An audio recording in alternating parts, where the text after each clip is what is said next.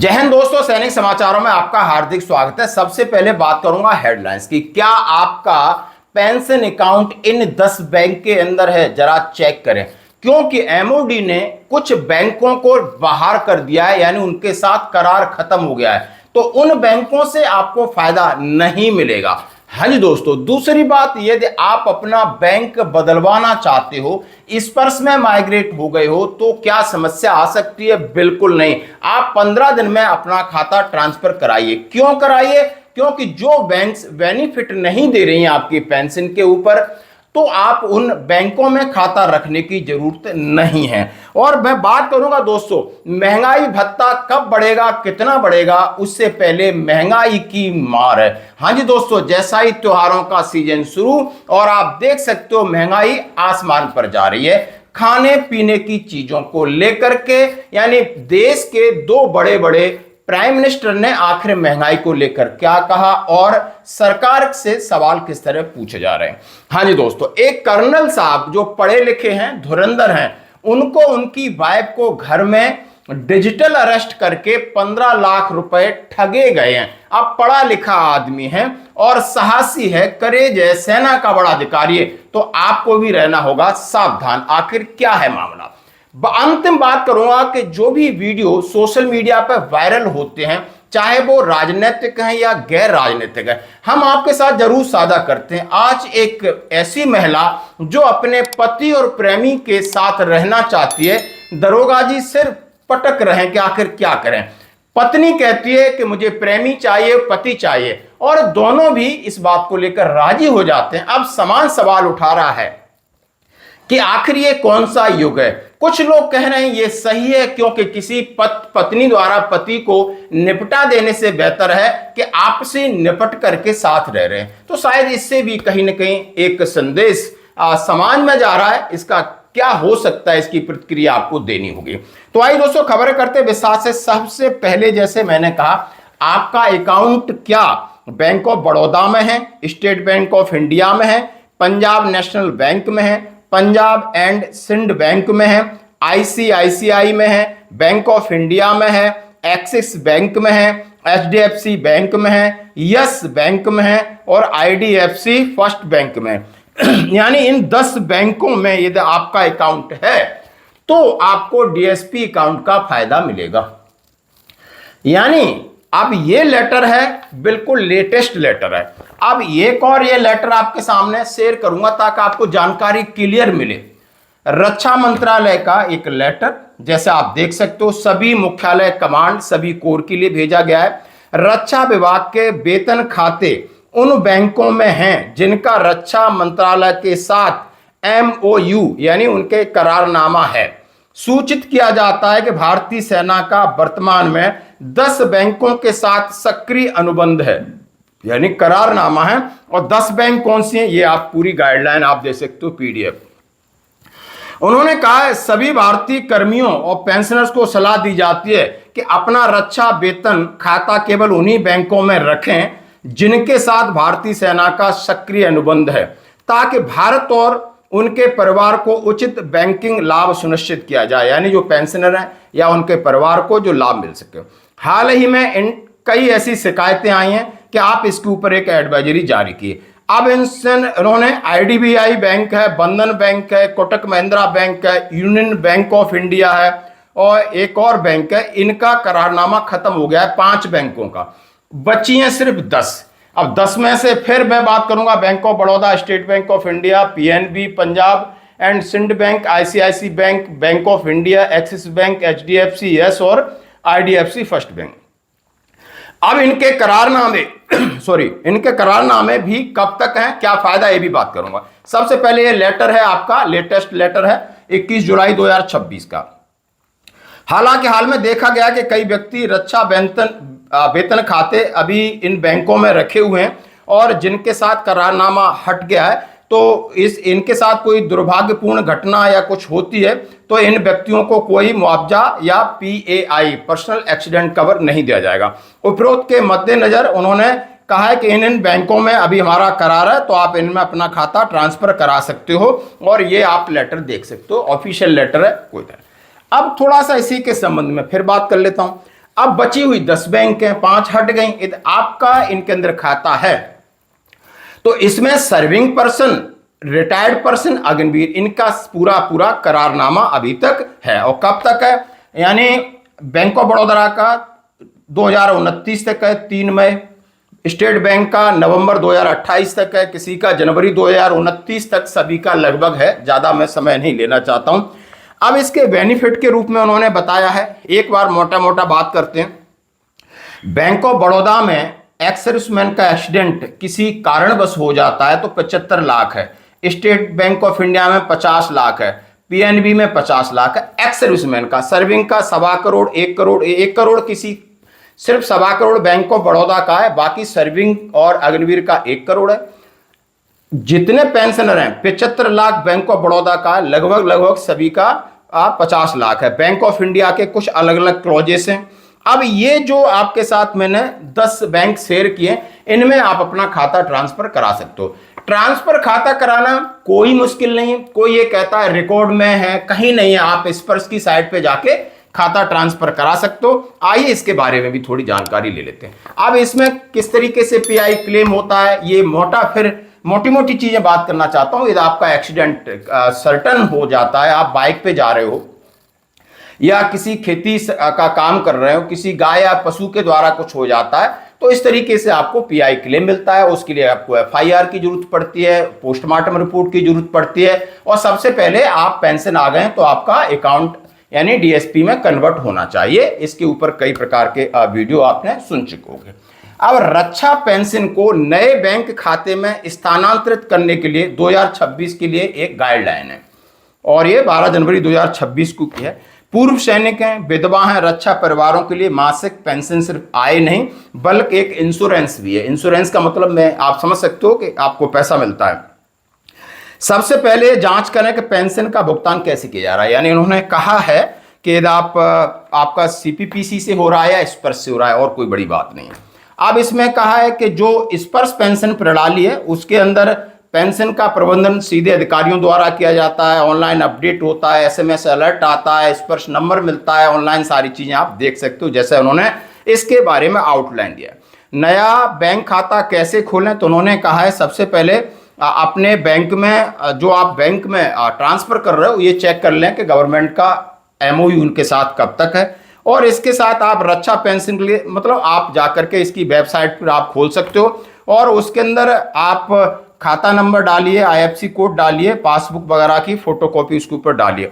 दस्तावेजों को ध्यान मतलब पीपीओ वगैरह सारी चीजें इन्होंने एक प्रोसेस लिखा है। शायद आप घर पे न कर पाओ तो, लेकिन आप किसी भी साइबर कैफे पे जाके कर सकते हो। बहुत सारे बैंक्स हैं, खासकर आप इनसे कंसर्न करोगे, ये वो खुद ही आपके घर पे करा देंगे। Bank of Baroda, ICICI bank, bank of India, आप शाखा में इनकी पे जाओगे, वहां पर भी मिलोगे तो वो आराम से आपको कर देंगे। अब क्या पेंशन में कोई प्रॉब्लम आती? बिल्कुल नहीं आती। 15 दिन के अंदर आपकी पेंशन दोबारा हो जाती है। आप अपना दोबारा लाइफ सर्टिफिकेट उसमें कर दीजिए, और जाके स्पर्श पोर्टल में अपनी पूरी जानकारी जो अपडेट होगी उसको चेक कर लीजिए। किसी भी महीने की पेंशन कोई बाधित नहीं होती है, पेंशन आराम से आपके खाते में आ जाती है। आईसीआईसी बैंक के कई बैंकों के लोग हमारे संपर्क में रहते हैं, इस तरीके के वो अपनी क्लास और सेमिनार अटेंड करते हैं। तो ये बात है, घबराने की कोई बात नहीं, एक दूसरे से जानकारी साझा कीजिए, काम हो जाएगा। ये एक इंफॉर्मेशन है जो आपके लिए बहुत जरूरी है, क्योंकि एमओडी का लेटर, करारनामा, और फिर आपने क्या एक्शन लेना, ये सारी चीजें।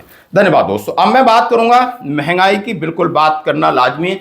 जैसे कि अभी देखा होगा, चीनी लगभग 17 से 18 रुपए बढ़ जाती है, डीजल बढ़ रहे हैं, पेट्रोल बढ़ रहे हैं, सीएनजी बढ़ रहे हैं, खाने पीने की चीजें बढ़ रही हैं। वेजिटेबल्स मानसूनी हो सकते हैं, लेकिन बाकी चीजें हैं, आपकी दाल हैं या खाने की चीजें, उनको लेकर के सरकार का एक पक्ष, राजनीति का एक पक्ष रखना चाहता हूं। हमें बीजेपी या कांग्रेस इससे कोई लेना देना नहीं है, लेकिन अटल जी की एक ही बात याद आती है कि राजनेता और राजनीति का चरित्र एक जैसा है, यानी ये सिस्टम बदलेगा ही नहीं। ये अटल जी ने आज से 25 साल पहले कहा था। वही अटल जी आज चीनी को लेकर के सरकार से कह रहे हैं, जब वो विपक्ष में थे, और विपक्ष में थे, पक्ष में कोई और प्रधानमंत्री रहा होगा, ये विपक्ष के नेता थे। अटल जी कह रहे हैं कि चीनी यदि 20 रुपए किलो हो जाती है तो सरकार को संभवतः ये सोचना चाहिए था कि किस तरीके से इंपोर्ट करना है, एक्सपोर्ट करना है, उत्पादन करना है। इसके ऊपर संसद में एक बहस हो रही थी, लेकिन आज शायद दुर्भाग्यवश ये सब चीजें नहीं होती हैं।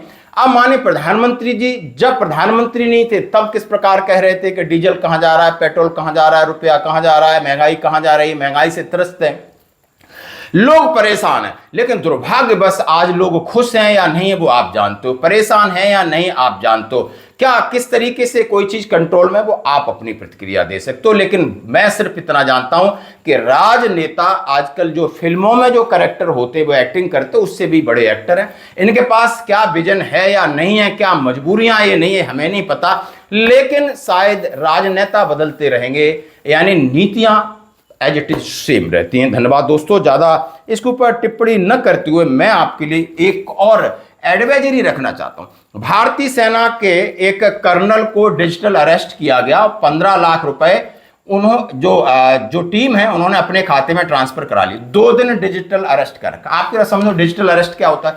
आप घर में बैठे हो, आपको अचानक कॉल आते हैं, कॉल करने वाले लोग अपने को पुलिस विभाग के बोलते हैं, ईडी के बोलते हैं, सीबीआई के बोलते हैं, और वीडियो कॉल भी एक साइड से करते हैं। फिर आपके बारे में पूरी जानकारी लेते हैं कि आप कर्नल थे, फलानी जगह पोस्टिंग थे, आप यहां पर रह रहे हो, आपका जो बैंक अकाउंट है या आपका जो मोबाइल नंबर है इसके ऊपर इस तरीके के ट्रांजैक्शन हो रहे हैं, आप गलत चीजों में फंसे हो, अभी आपको अरेस्ट किया जाएगा, आपके घर के बाहर कुछ लोग खड़े हैं।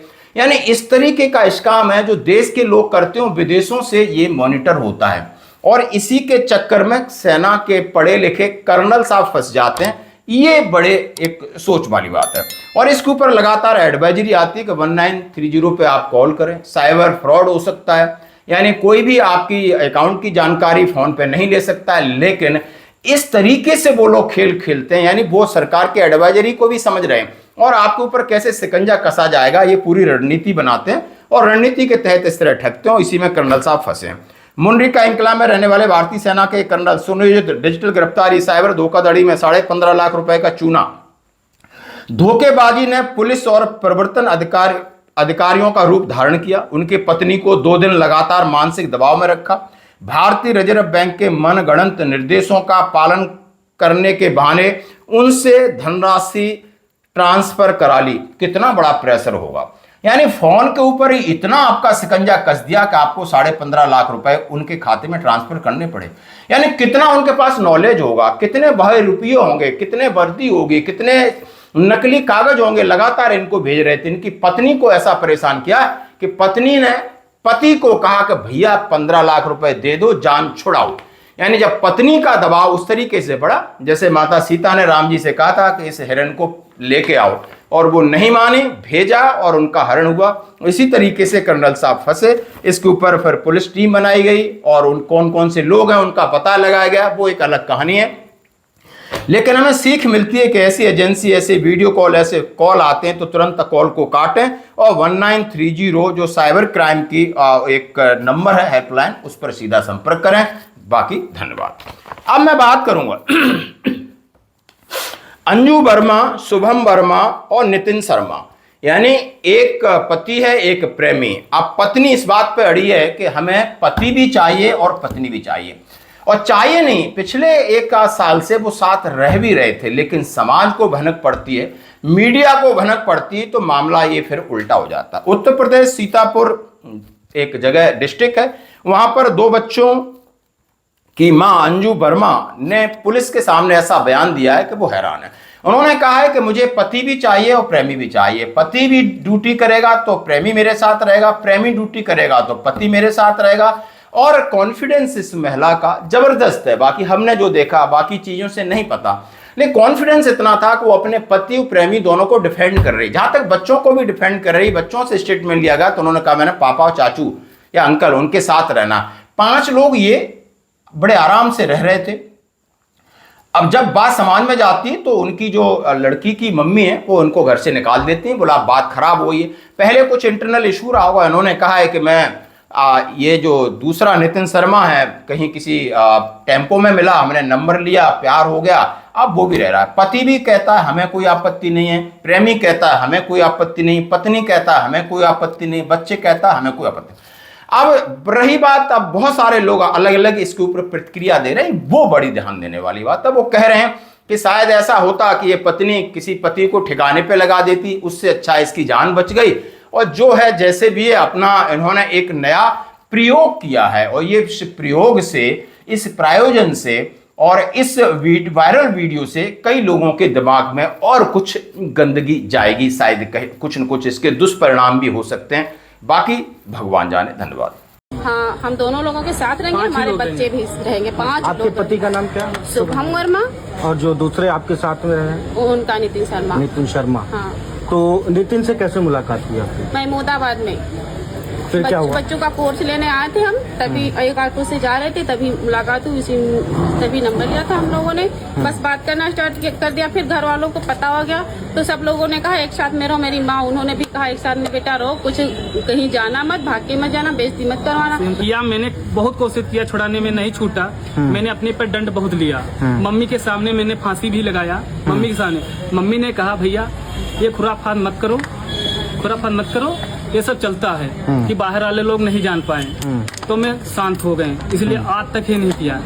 आज मम्मी ने बयान पलट दिया। आज मम्मी क्या कह रही? आज मम्मी कह रहे हैं मैं आप लोग जाइए यहाँ से। आप लोग जाइए। हाँ। तो अब क्या करोगे? हम जहाँ जाएंगे वहाँ चले जाएंगे। मतलब पहले तो जानते थे, पहले कोई दिक्कत नहीं थी।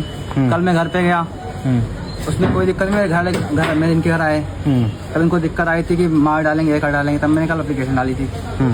उसके बाद आज सुबह हुआ है सुबह। अब उसका घर वाले भी बात कर रहे हैं बहुत तगड़े से, बोले घर से निकाल देंगे, ये है वो है। तो आपको इनसे खतरा नहीं, इनके पति से? नहीं, खतरा बिल्कुल भी नहीं। नहीं सर। तो साथ में बैठ के खाना खाते हैं? जी सर। कभी अकेले समय नहीं मिलता? मिलता क्यों नहीं? मिलता है। तो पति कहाँ होते हैं? दुकान पे। दुकान पे होते हैं।